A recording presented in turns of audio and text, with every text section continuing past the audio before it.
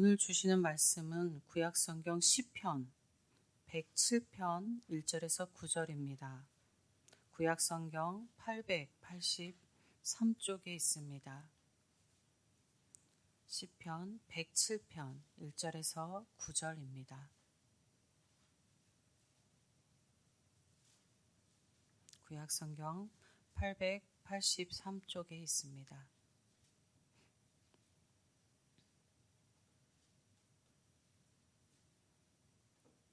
여호와께 감사하라. 그는 선하시며 그 인자하심이 영원함이로다.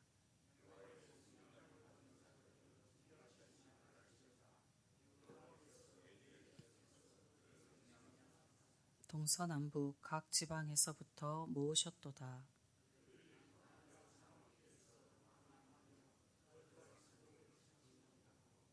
줄이고 목이 말라 그의 영혼이 그들 안에서 피곤하였도다.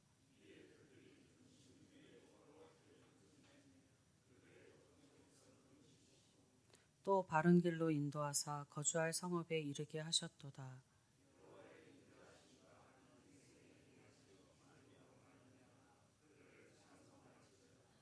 그가 사모하는 영혼에게 만족을 주시며 줄인 영혼에게 좋은 것으로 채워 주심이로다.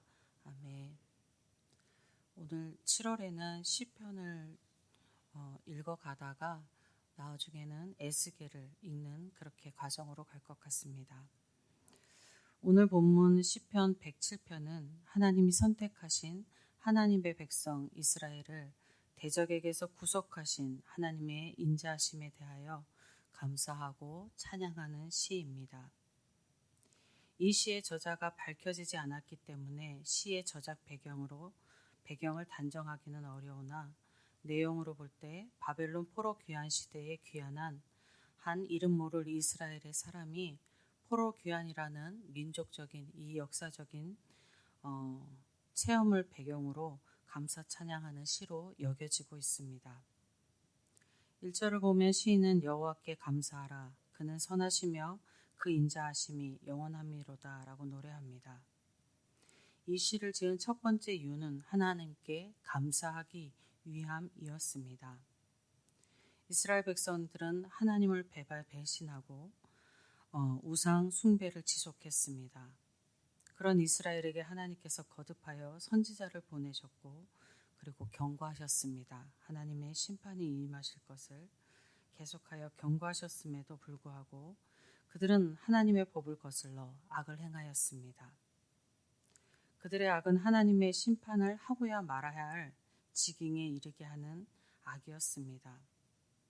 오죽하면 그랬을까라고 우리가 말할 때가 있습니다. 이스라엘의 악을 하나님께서 심판하셨다는 것은 그들의 악이 얼마나 극에 달했는지를 우리로 하여금 생각해 보게 합니다. 이에 하나님은 바벨론으로 하여금 이스라엘을 치게 하심으로 이스라엘을 멸망하게 하시고 그들을 포로로 잡혀가게 하셨습니다.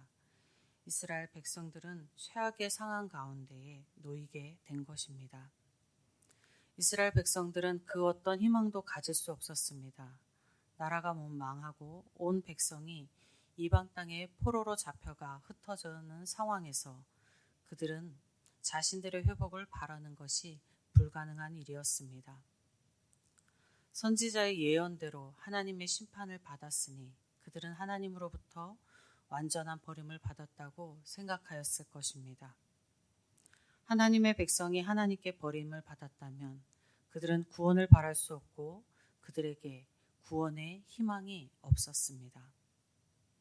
시인은 이런 이스라엘 백성들의 삶을 광야 사막길에서 갈 길을 몰라 방황하는 자와 같았고 그들의 영혼은 줄이고 목말라 피곤하였다라고 표현하고 있습니다. 포로의 이스라엘 백성들에게 육체적인 고난보다 더 심각한 것은 영혼이 쇠약하여 심각한 상태에 빠져 있었다는 것입니다. 하나님의 심판을 받은 이스라엘이 하나님께 버림을 받았다 여기던 이스라엘이 사망의 문 앞에 이르는 고통 속에서 절박한 위기 가운데에서 그래도 하나님께 부르짖었습니다. 우상을 통해 풍요와 쾌락의 삶을 얻고자 했고 하나님을 배반하고 하나님의 거듭된 경고에도 우상 숭배와 죄악을 버리지 않고 즐기던 자들이 염치도 없이 뻔뻔하기 그지없이도 자신들을 구원해 달라고 하나님께 기도했던 것입니다. 이 염치도 없고 뻔뻔하기 그지없는 그들의 기도에 하나님은 응답하셨습니다. 그리고 그들을 구원하셔서 포로에서 귀환하게 하셨습니다. 하나님은 바벨론의 포로로 잡혀가 아무런 희망도 가질 수 없던 이스라엘을 구원하시고 회복해 주신 것입니다. 하나님은 심판을 받는 그 순간에도 자기 백성 이스라엘에 대한 인자와 사랑을 거두지 않고 계셨던 것입니다.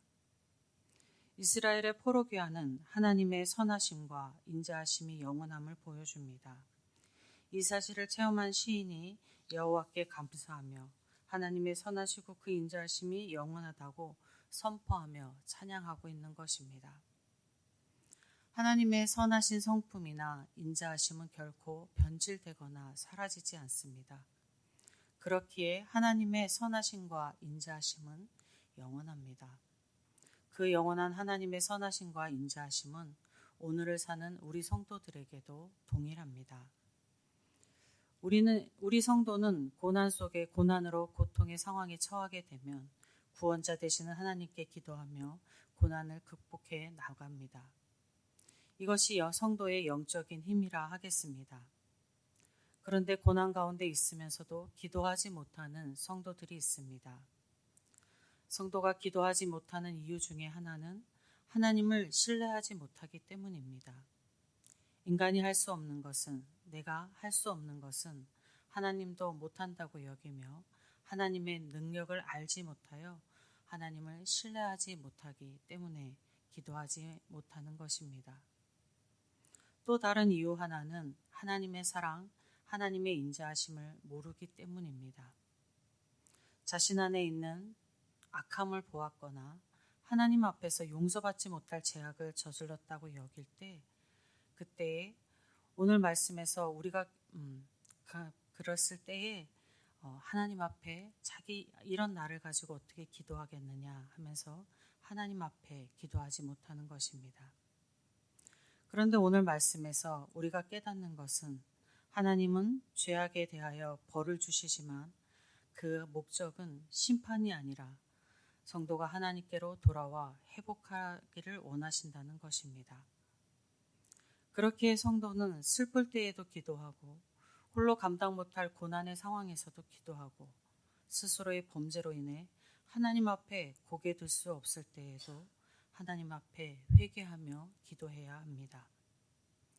이것은 성도의 삶에서 하나님이 원하시는 것입니다. 우리 성도는 먼저 죄의 자리에 앉지 않기 위하여 힘써야 합니다. 그러나 혹여 죄의 자리에 앉게 되었을 때에 죄책감과 자책에 머물러 사막의 음침한 골짜기에 빠져 있지 말고 구원자 되시는 하나님께 기도해야 하겠습니다. 오늘도 기도의 자리에 나와 기도하시는 여러분께 하나님의 선하시고 인자하신 그 사랑이 충만하시기를 주님의 이름으로 축복드립니다. 기도하겠습니다. 하나님 감사합니다. 우리 인간은 수시로 변하며 나 스스로도 통제할 수 없는 그런 삶을 살아가고 있는데 하나님은 우리와 다르셔서 그 선하시고 인자하심이 변함없으시다 함이 저희에게 찬양과 감사가 되어집니다. 하나님의 백성으로서 하나님의 성도로서 온전한 삶을 살기를 원하지만 우리가 얼마나 주님 앞에 범죄하는 그 순간들이 많은지 아버지 하나님 모르겠습니다. 그럼에도 우리를 사랑하시고 그럼에도 그 순간에도 우리가 기도하기를 원하시고 하나님께로 돌아와 회복하기를 원하시는 그 사랑 감사드립니다. 그 사랑을 기억하여서 언제나 하나님 앞에 기도하며 하나님 앞에 올바른 삶을 살아갈 수 있는 저희가 되게 하여 주시옵소서. 하나님의 부르심에 따라 살아가는 이 인생이 우리의 생이 다하는 날 동안 그 부르심에 합당한 삶 살아갈 수 있도록 저희에게 충만한 은혜를 내려 주옵소서.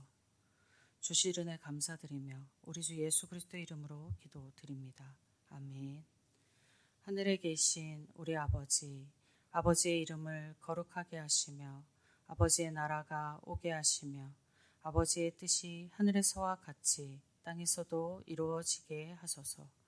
오늘 우리에게 일용할 양식을 주시고 우리가 우리에게 잘못한 사람을 용서하여 준 것 같이 우리 죄를 용서하여 주시고 우리를 시험에 빠지지 않게 하시고 악에서 구하소서. 나라와 권능과 영광이 영원히 아버지의 것입니다. 아멘. 이 시간 기도하실 때에 교회를 위해서 기도하겠습니다. 오늘 있을 예배와 예천교회에서 드려지는 모든 예배 가운데 온전한 예배가 드려지고 하나님의 은혜가 내려지는 예배가 되기를 위해 기도하겠습니다. 담임 목사님 청빙 가운데 있습니다. 그 일을 위해서 기도해 주시고 교회 환우들과 환난 가운데 있는 성도들을 위해서 기도하시고 예천지역과 나라를 위해서 기도하시고 선교지를 위해서 기도하시고 각자 가지고 나오신 기도 제목 가지고 기도하실 때에 주님의 이름 한번 부르고 함께 기도하겠습니다.